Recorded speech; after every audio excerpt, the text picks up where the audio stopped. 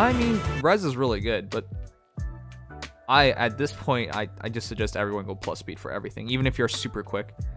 But still, res just adds to his tanking ability by a lot. Actually, if you go plus res, I think if you do close foil guard combination, it's really, really good.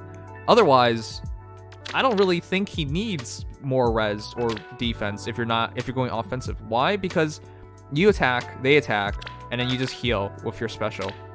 So having more res to reduce damage isn't such a big deal, because you take less damage and then you heal like half your HP anyways.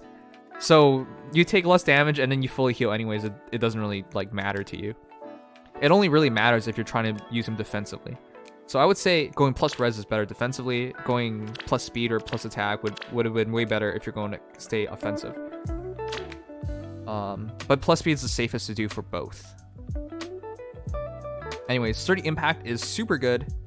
Flyer Formation is just going to make him a pain to deal with. And of course, keep attack speed reign. This needs Mirror Impact, Iceberg, and Heavy. But I might want to give him attack speed reign. Ah, okay. Yeah, attack speed reign is really, really good to fodder off. A lot of flyers, actually all flyers would love to have it. So personally though, I would just switch your IVs unless you're set on doing close foil, guard, attack speed reign, IOT shield with like Moonbow or Ruptured Scatter or whatever. And in that situation, plus res makes sense. But if you're offensive, plus attack, plus speed, always. But yeah, I wouldn't really change anything. Sturdy Impact is great. In the event that they can double you and you don't kill them, well, you attack, they attack, then you attack. Since you got the last hit, you should fully heal up. And since they can only hit you one time and you reduce a bunch of damage, you should likely fully heal. And his actual defense when using Sturdy Impact is 10, 4, 5, 45. Yeah, that's really good. It's a great job. I would use him...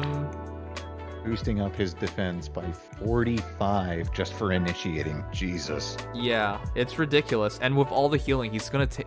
At the end of the battle, he's virtually untouched.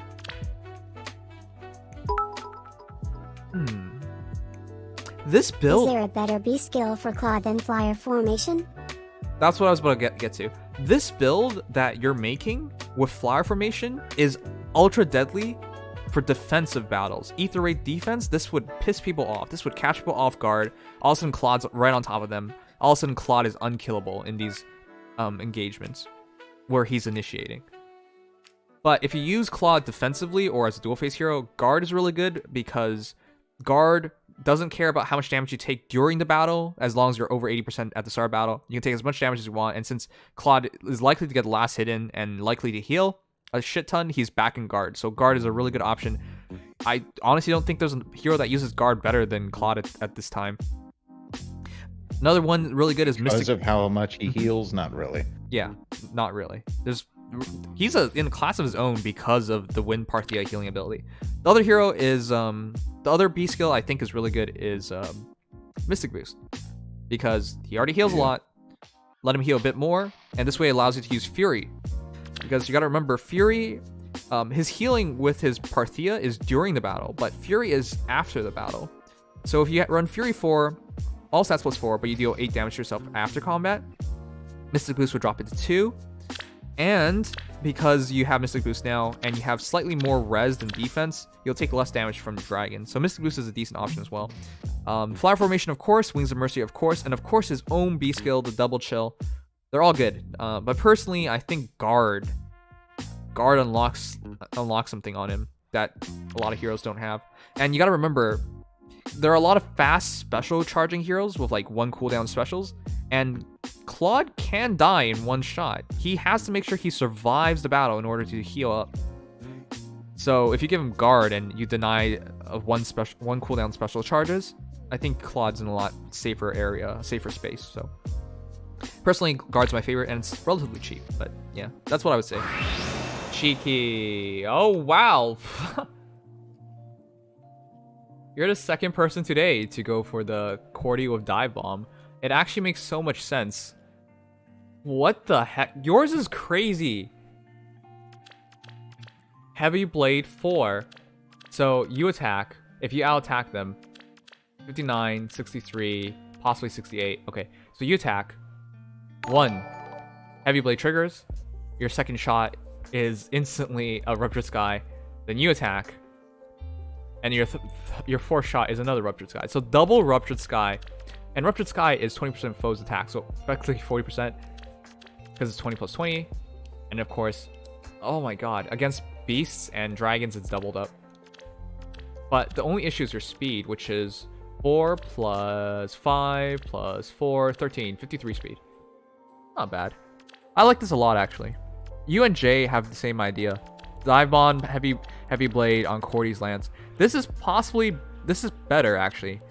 Here's the thing. People weren't like that thrilled about her refine because there's HP threshold. But now that we have Dive Bomb, this is so good. This is better than Caria. Well, the White Wing Sisters, period. Because they need to be around flyers to trigger it. Whereas she can do it alone. So this is really, really good. Wouldn't Rhea be a mythic? She would absolutely be a mythic. Why would she not be a mythic? You madman. All that for just Dive Bomb? He has Heavy Blade 4, Dive Bomb. So you could learn Heavy Blade 4 and Dive Bomb. Okay. So, why is Dive Bomb so good? At start of combat, if unit and foe's HP is over 80% and unit initiates combat, unit can make a follow-up attack before the foe can counterattack. Why is that so impressive? Cordy's lance is a true brave weapon. Inflicts speed -2. If unit initiates combat, unit attacks twice. So at start combat, if unit's HP is over 70%, grants attack speed +4 during combat. AKA, it's a quad. So the actual speed is 47 plus 4. What? That's 51. That's not that crazy good, but 51 speed is enough to quad a lot of heroes. I'm surprised you didn't go for plus speed, but you're going for Heavy Blade. That Heavy Blade is actually really potent. That is 61, 65, 65 attack. 65 attack Heavy Blade. Oh. So the entire idea is, because Cordy can double, Dive Bomb triggers, you quad them. 1, 2, 3, 4. They're probably dead at that point. Gale Force triggers, you can retreat and leave because Heavy Blade has already given you. That is so good. So your actual attack is 65, your actual speed is 51. 29 defense, 32 res, but it's not so big of a deal. And because her lance is based on HP threshold, and Dive Bomb is based on HP threshold of both you and opponent being over 80%, that's an easy quad.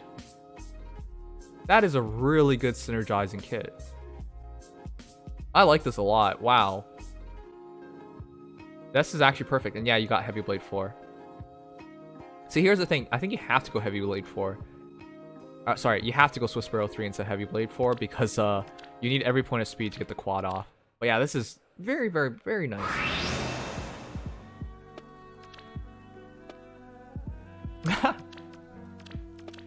Wait a second. Her res isn't that shitty?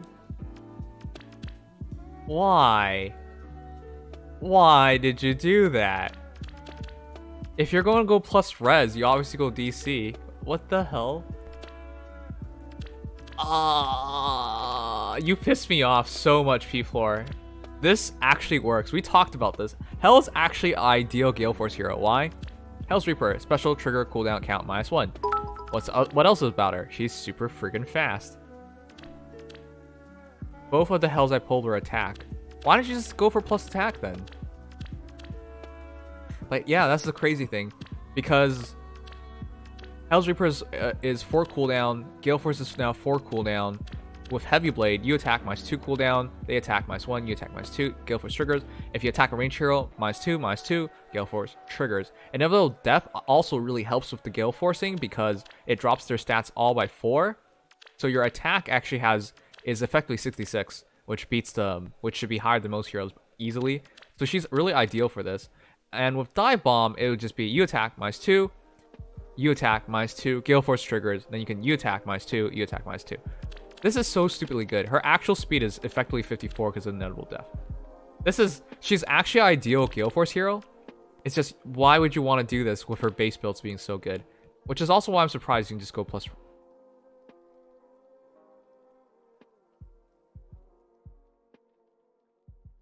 Bruh. Why? What? You actually thought in some universe you were going to not use Hell's Reaper? You kidding me? Okay, you little joker. Hey, you even have bracing stat. That's fine. Yeah, but I personally think DC's her best build, but yes, you are right. She is a very potent, dangerous, even Gale Force hero. Unfortunately, she can't be used in Ether Raids as an offensive hero because she doesn't score. You could use her if you wanted, I guess, but you would just be giving up score, which is not ideal. So, excellent. What did you say? Anyways, thanks to the new staff, my Sakura now works even better. And yes, it indeed does work. Did Tsubasa really deserve to die for a Sakura? Oh my god. Palm Staff, yeah, of course. -5 attack, 5 speed on your opponent, so it's effectively 38 speed. With speed defense oath, it is 43 speed. If she's next to somebody, good chance of it because she's healing them anyways. She adds another 5 speed. And depending on when she attacks, she can have up to 9 more speed. At base, it's 3. So let's just go from base first. 3 plus 5, 8. Plus 3. Plus 5. Wait, 5 plus 3 plus 5. That's 13. 46 speed at base. Possibly 51. Possibly 57. What the hell? And defense isn't bad. 31 defense effectively, 27 res because of the palm staff. I guess you're right, this does work. Depending on when you use Sakura, she could be very effective indeed. So for those who don't understand Blade Session, basically if she's the last one to attack, she gets up to 9 extra attack and speed. So this works. This is so goofy, man. This actually works. Wow. I don't really think she's meant for this because her speed's mediocre, but Palm Staff is a pretty busted weapon. But yeah, max out her flowers. This is pretty good, actually. I believe it works. But she's such an excellent character. And, of course, I have a big crush on adult Minerva. The Princess Knight. She's so stern, and she follows into her brother's footsteps. It's cute. Guard bearing and steady posture. That works together, certainly. 46 and 48. Dragoon Axe adds another 4 to everything. Ultra good. Own Flyers is pretty expensive, actually. Who'd you get that off of? But yeah. I would have gone like... Well, I say it so often nowadays. Like attack smoke or defense smoke. Ruptured Sky is also really good. It's 1 cooldown. So you attack, they attack, you Ruptured Sky their faces.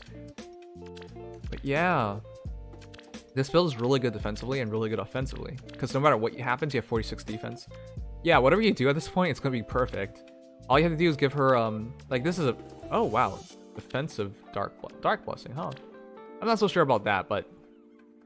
This is a really good Gale Force hero. Up to you. Fury 4 as well. You don't even need these A skills. Keep Dragoon Axe. Dragoon Shield. And this encounter is fine. Okay. So in terms of the current build, I actually really like it. But it makes her into such a defensive hero.